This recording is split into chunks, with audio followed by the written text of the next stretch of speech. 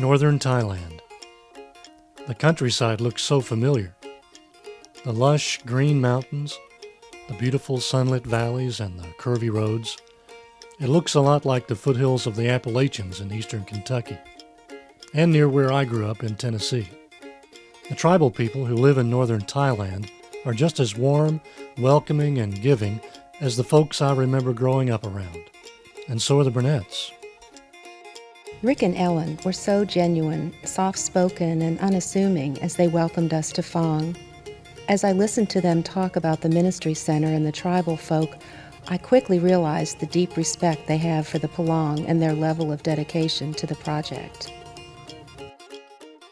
The Burnett's work is focused through the ministry center of the Upland Holistic Development Project, the UHDP.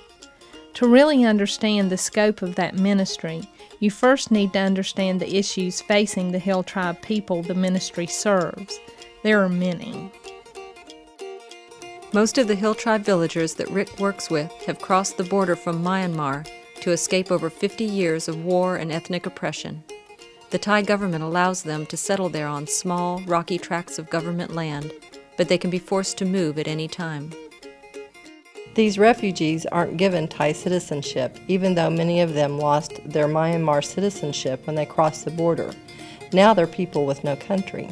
Even their children born in Thailand lack citizenship unless a physician attends their birth. Between their poverty and the remoteness of their villages, the Hill Tribe's access to medical care is limited. Thai hospitals and doctors are not obligated to treat them, and often the necessary medicines are far beyond their means. Many tribal people suffer with and die from preventable and treatable illnesses. Because the needs of the Palong are broad and pervasive, a holistic approach is required for meeting them. While reaching out to meet the host of physical and social needs of the Palong and other Hill Tribe villagers, the UHDP seeks to be a witness to Christ's mission of redemption, healing, and renewal.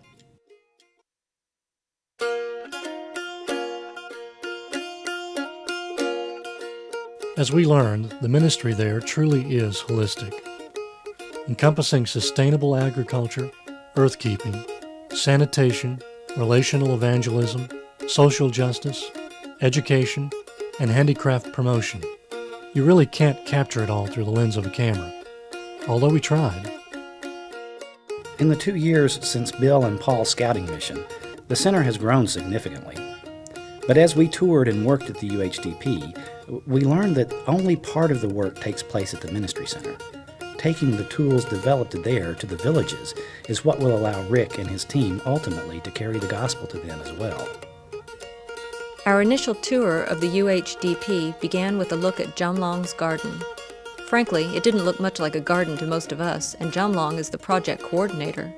But despite its chaotic design, this garden really maximizes the limited space around his home. The UHDP promotes this type of gardening in the villages, like Huay Makleum. This Palong family there uses every bit of the space around its house. No space is wasted, even vertical space is used. As the woman gathered shoot tips of plants to use in a stir-fry, her husband plucked a large wax gourd and presented it to us to take home for dinner. I was overwhelmed by his generosity, although he insisted they had more than enough for their family. When Rick asked if he ever sold any of his vegetables, the man responded that he had plenty, so he just gave them away. In the UHDP's experimental garden, open-pollinated and native seeds are produced to share with villagers. They also are testing the use of natural fertilizers like manure tea and pesticides like galangal root and lemongrass. The latter happens to be ingredients in my favorite soup. These natural choices are far less costly, both monetarily and environmentally. In the nursery, a diversity of plants is grown both for use at the UHDP and to share with the villages. These native species are mostly forest plants like sugar palms, rattan, and black pepper. And this tea can grow in the forest with little attention and provides income for the people. This idea of planting stuff in the forest is called agroforestry. I found it surprisingly fascinating. Think of this as farming for the hunter-gatherer.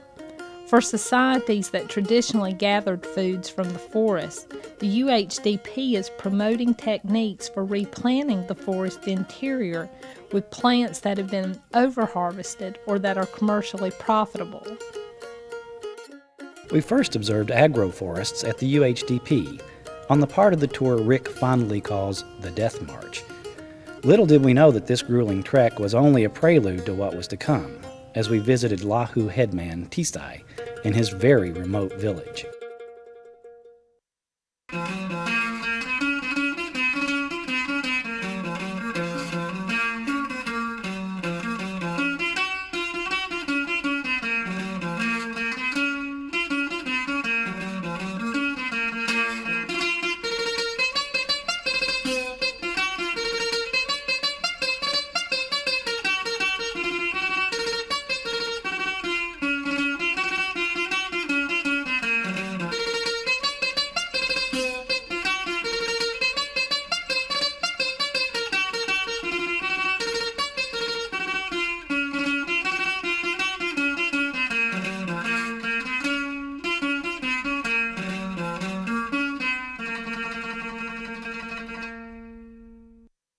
I was lucky enough to spend my birthday traveling by truck, then by longboat, and then on foot to Tisau's village, only 2 kilometers from the Burmese border. The beauty was rugged and pristine. We viewed rice fields in mid-harvest, bamboo-covered mountains, lychee and tangerine groves, water buffalo herds, streams, and flowering trees and bushes of all kinds. And after climbing the last steep hill, we were rewarded by the friendliness of the people who inhabited the small village perched on top. Tisau even welcomed us with a song in Lahu.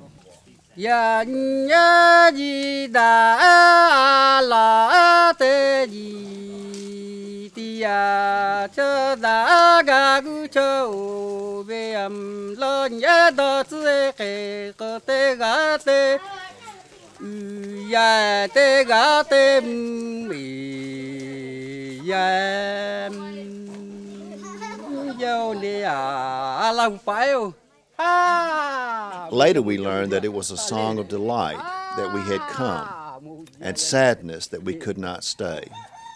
Tisau shared tea with us from a huge iron kettle and sweet red pomelo. Afterwards, we each signed the guest book. Each visitor seemed important to them. Now in his 70s, Tisau's been doing his own agroforestry for over 20 years. Rick enjoys visiting with him and learning new techniques that he can pass along to other villages. While we were there, Rick asked Tisau to cut some rattan from the forest. And while we stood around admiring the biggest tree we'd ever seen, Tisau was pulling rattan from the forest canopy.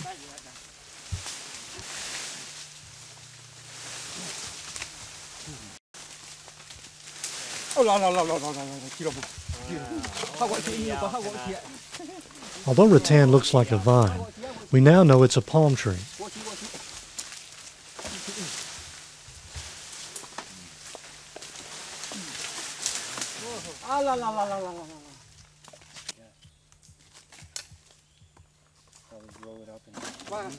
Tisau measures this one at 43 watt, or about 160 feet. And then he celebrates. Okay, hold still there. Despite the joys, all around us were reminders of the villagers' fears of malevolent spirits. There were protective banners to ward them off. I was pained to see their desperate grasp for hope, knowing that hope really is much closer than they realize. The trip to Tisau's village was very humbling. To see the meager lives they lived, and yet they offered us food and drink, and were disappointed when we would not be spending the night. We played with the children and gave out trinkets. But most of all, I was aware that we were planting the seeds that brought opportunity for Rick to share Christ. Another important opportunity for sharing Christ comes at the Ministry Center. Rick invites young men from various hill tribe villages to come study at the UHDP. While living there in a Christian environment, they get to study agriculture, go to school one day a week, and participate in Christian training with Pastor Sam Boone. In turn, they share what they learn with others when they go back to their villages. Thus far, all who have worked at the Ministry Center have made professions of faith. To put it in agricultural terms, Rick and Ellen have had a bumper crop of new Christians. While at the UHDP, we learned and worked alongside these folk. Especially do I remember the face and eyes of Basha, the young man I laid cement blocks with. Part of the charm of that experience was he was the expert and I was the laborer. And he took great delight in showing his skill to me, but in no way made me feel less because I was doing the grunt work. I will always treasure that experience with him. Our work also included mixing and pouring concrete for a trough to carry waste from the pig pen. This may not be your idea of mission work, but it was an urgent need. And of all the work we did at the UHDP, this seemed to be the most widely appreciated, although the pigs didn't seem to care one way or the other. For me, work days at the UHDP were such fun. Margaret and I learned to wield a machete as we cut bamboo for the new storage room. And later, Sharon, Margaret, and I helped Apat, Samuel, and Alou fill small nursery bags with special soil while we all got to know each other better.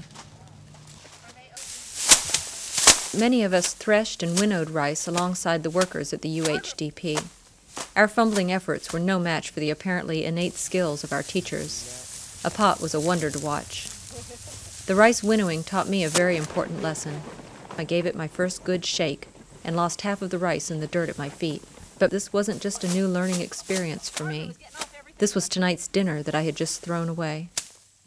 Actually, rice is such an important part of life in Thailand that the Thai language equivalent of have you eaten is have you had rice.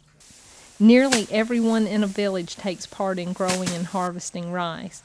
Even the social lives of villagers revolve around rice production. Because we were in northern Thailand during harvest time, all around us people were cutting rice, carrying rice, stacking rice, threshing rice, pounding rice, winnowing rice, bagging rice, hauling rice, cooking rice, and eating rice. Mostly, we ate a lot of rice. At the UHDP, corn is also an important crop. Lots of our free time was devoted to shelling the mountain of dried corn in the shed.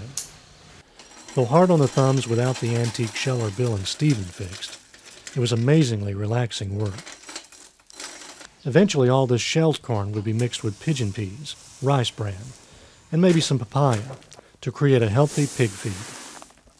Later, these pigs will help provide food and income for the villagers, just like the pigs purchased a few years ago through the efforts of Crescent Hill's RAs.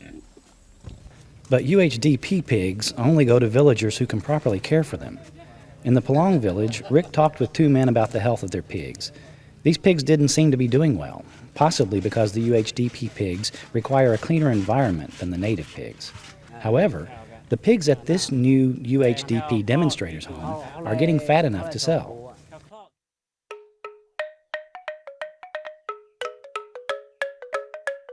One of the greatest joys of the trip for me was the children in the villages we visited. Boys and girls, dirty themselves and wearing dusty clothes, would appear from nowhere and surround us. They crowded together to be in our pictures. We gave them small toys and blew bubbles for them to pop, but I got the impression that they would have crowded around even if we'd brought them nothing. I still marvel at the friendliness and openness of the Palong villagers, those for whom we'd prayed so long.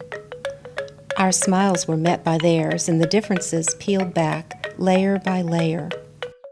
I was inspired and humbled by their lack of rancor and bitterness for all the injustice they have endured.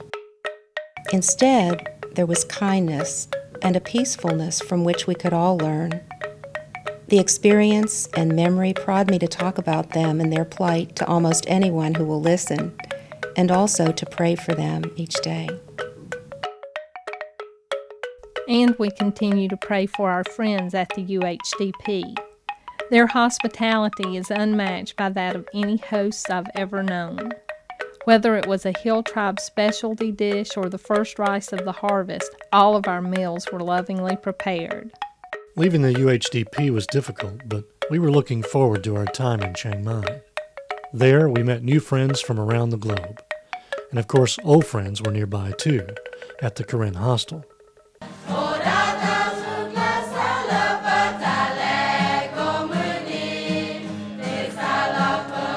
The faces of the youth at the hostel in Chiang Mai beamed with appreciation and the love of Christ towards us.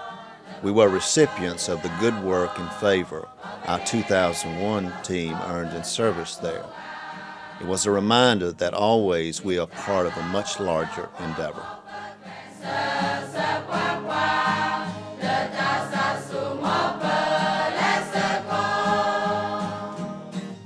I prayed for the longest time that I could go to a different country to share Christ.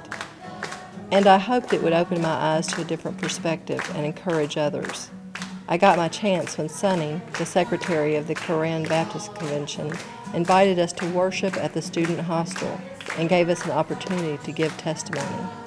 I knew I had better not walk away from that experience without encouraging those young people to share the gospel with the next generation. For Steve and I, it was like going home. We spent as much of our extended stay visiting with them as we could. When a student named Bebe asked if we had any children, I told her no, but she corrected me.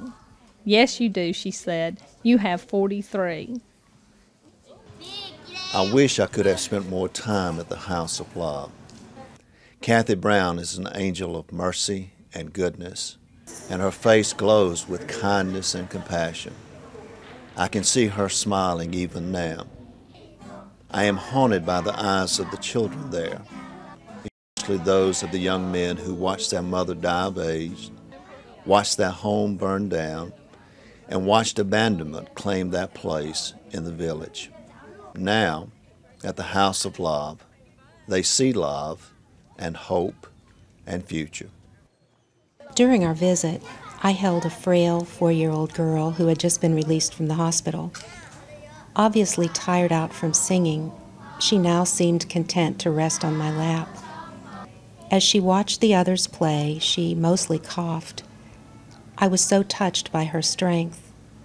I'll always remember how her smile lit the room when she sang, and even more, how her fingers held on to the seemingly insignificant gift of marbles. God bless her forever. I've tried to make sense as to why we were called to go to Thailand. In part, I believe it was to help us see the difference that Christians, such as Rick and Ellen, are making. Rick is quick to point out that there is nothing covert about their evangelism, if you want to call it that, he says. Yet evangelism is the heart of everything they do. The faces and eyes of persons all along the way, in restaurants, at the night market, airports, boat rides, temples, and especially at the UHDP, reminded me we are all in the same human family. And when we are doing the work of Christ, we become the face and eyes of Christ to others. And in turn, they become the face and eyes of Christ to us. And God smiles.